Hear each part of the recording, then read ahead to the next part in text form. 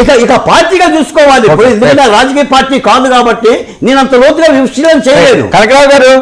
కనకరావు గారు మీరైతే సేఫ్ గానే ఉన్నారు, హ్యాపీగా మీరు ఉద్యమాలు చేసుకోవచ్చు, ఏమన్నా ప్రజల సమస్యలు ఉంటే దాని మీద మీరు పోరాటాలు చేసుకోవచ్చు, ఏ ప్రాబ్లం లేదు అన్నది బాలకోటి గారే భరోసా ఇస్తున్నారు. వర్మ గారు, బాలకోటి అన్న ఒక సామాజిక ఉద్యమాలు, సామాజిక మార్పు కోసం అంబేద్కర్ గారి భావజాలతో పనిచేసేటువంటి ఒక దళితుల్లో ఒక రకమైన మేధావి కూడా వాస్తవానికి. ఎలాంటి ఆర్థికమైనటువంటి లాభాపేక్ష లేకుండా పనిచేస్తున్న మనిషి. పాపం చంద్రబాబు నాయుడు గారు యొక్క ఉత్సవ పడ్డారు ఎట్టా గానీ ఆయన ర్యాప్ లో పడిపోయి పాపం 5 సంవత్సరాల పాటు ఇల్లు ఒళ్ళు గుల్ల చేసుకొని పార్టీ కోసం ఎంతో సేవ చేసినటువంటి మంచి మనిషి. పాపం వారు ఆవేదనని వాస్తవంగా తీసుకుంటే ఏంటంటే ఇవన్నీ కూడా వాస్తవం ఏంటంటే ఒక వాస్తవం ఒప్పుకున్నాడు.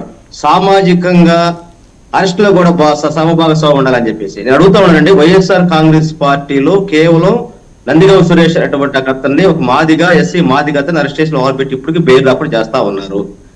అదే క్రమంలో టీడీపీ ప్రభుత్వం వచ్చినా కూడా నేను ధైర్యంగా చెబుతున్నాను, చంద్రబాబు ప్రభుత్వం ఎన్డీఏ కూటమి దళిత వ్యతిరేకంగా పనిచేసడానికి సాక్ష్యం ఏంటంటే తిరువూరులో కొలలపూడి శ్రీనివాసరావుని అసభ్యంగా మాటిచ్చారు. అతను వార్తలు కూడా రాకుండా చేసి అతన్ని నిందించి చంద్రబాబు నాయుడు గారు వార్నింగ్ ఇచ్చినట్టు చేసినటువంటి పరిస్థితి ఆ ప్రభుత్వం అవమానం అక్కడ దళితుల మీద జరిగింది.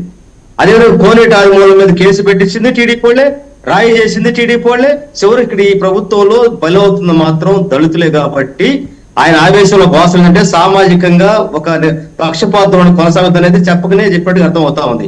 మొత్తంగా ఈ 6 నెలలు కలిసినప్పుడు ఎస్సీ ఎస్టీల మీద దాడులు కావచ్చు, మహిళల అగాయతలు చూసుకుంటే మొత్తం కేవలం ఎస్సీ ఎస్టీ లిస్టులో జరిగినటువంటి పరిస్థితి మనం చూస్తా ఉన్నాం. అంటే ఇక్కడ ఏంటంటే కేవలం ఏంటంటే కొన్ని సందర్భాల్లో లోకల్ ఉన్న పరిస్థితుల వల్ల అనుకోని రీతిలో కొన్ని సంఘటనలు జరిగినప్పుడు దాన్ని వైఎస్ఆర్ కాంగ్రెస్ పార్టీ గురించి ప్రజల్ని ఒక కన్ఫ్యూజ్ వాదన చేసి ఆ రోజు బాలకోటి గారు లాంటి ఒక సామాజిక ఉద్యమకారులు మొత్తాన్ని కూడా పాపం వాడుకొని దళితుల్లో ఒక అబద్ధత భావాన్ని గురి చేసి రాజకీయ లబ్ధి పొందింది తెలుగుదేశం పార్టీ ప్రభుత్వం. నిజంగా ఆ రోజుగా నిజంగా వాళ్ళ పాత్ర ఉంటే లేదు వాళ్ళ ఏదైతే ఆ ప్రభుత్వంలో విధ్వంసం జరిగి ఉంటే మరి ఈ రోజు అడుగుతాను, మరోసారి చెబుతా ఉన్నాను, ఛాలెంజ్ చేస్తా ఉన్నాను.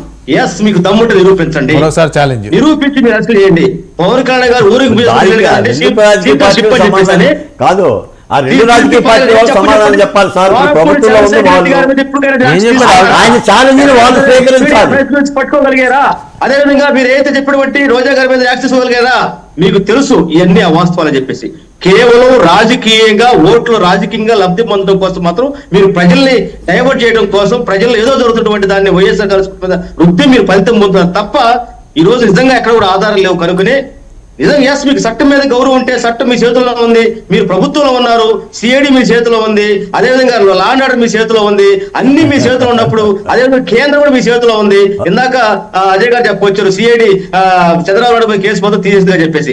అదే ఈడీ ఏం చెప్పిందండి, సీమాస్ సంబంధించినటువంటి ఏదైతే దీంట్లో అన్యాయం అని చెప్పేసి ఈడీ ఇచ్చిన సెంట్రల్ గవర్నమెంట్ వాళ్ళ భాగస్వామ్య ప్రభుత్వం చెప్పింది కదా.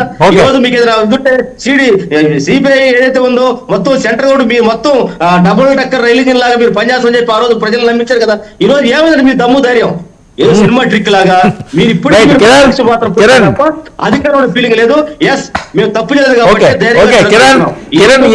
ఇంతకంతా బహిరంగ సవాళ్ళు ఉండవబ్బా. చాలా కాన్ఫిడెంట్ గా ఒక పక్క రోజా గారు మాట్లాడుతున్నారు, డిబేట్ లో దమ్ముంటే అరెస్టు చేయండి, దమ్ముంటే మా తప్పులు నిరూపించండి అని చెప్పి వైసీపీ అధికార ప్రతినిధులు డైరెక్ట్ సవాల్ విసురుతున్నారు. రైతు సమస్యల మీద జగన్ గారు పాల్గొన్నారు. ఈ రోజు ఒక నాయకుడు తీసుకొచ్చిన కార్యకర్తలు పాటు ప్రజలు పాల్గొన్నారు. నమ్ముతాడండి చంద్రబాబు నాయుడు కుప్పం మీద ధర్నా చేశాడా? చెప్పండి. ఒక నాయకుడు కార్యకర్తలకు ఆదేశాలు చేసినప్పుడు కార్యకర్తలు సగౌరవంగా పనిచేస్తా ఉంటారు. అన్నారు నాని గారు కానీ వంశీ గారు కానీ లేదన్నారు. మరి